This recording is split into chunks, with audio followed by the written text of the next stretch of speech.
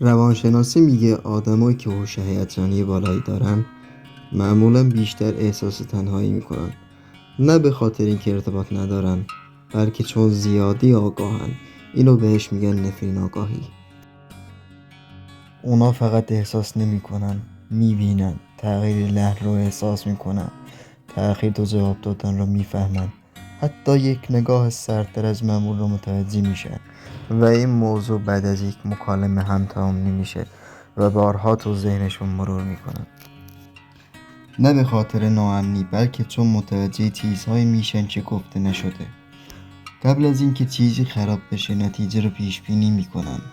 وقتی خراب شد، حتی اگر تقصیر اونها نباشه، باز خودشون رو مقصر میدونن. معمولا ریشش توی بچگیه، جایی که احساسات اطرافیان غیر قابل پیش بینی بوده و اونجا یاد گرفتن که کوچکترین نشونه ها رو ببینن.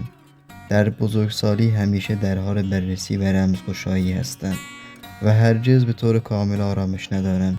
زمانی که مغز شما برای پیشگیری از درد برنامه ریزی شده باشه، حتی شادی هم خطرناک به نظر میرسه. تو هم اگه همچین حسی داشتی، بدون تو فقط خیلی عمیق و دقیق وصل شدی به همه چی و حق داری که حس اهمیت داشته باشی.